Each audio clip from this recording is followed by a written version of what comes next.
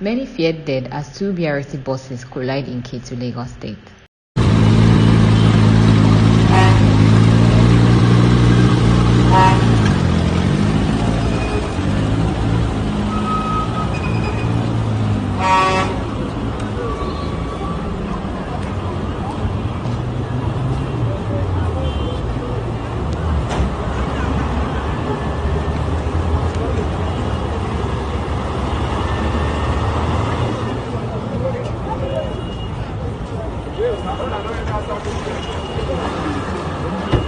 Wow, mo ti gbé mo ti ń ṣe. Damn. See, God. Damn.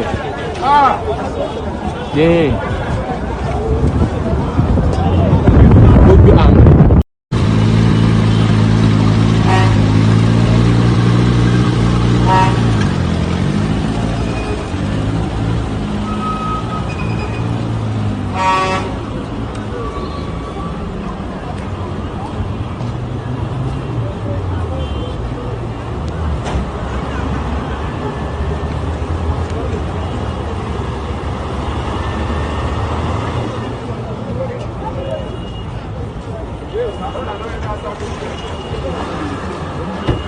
Wow, mo ti gbé mo ti ń ṣe.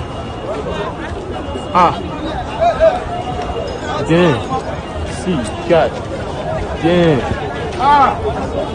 Damn.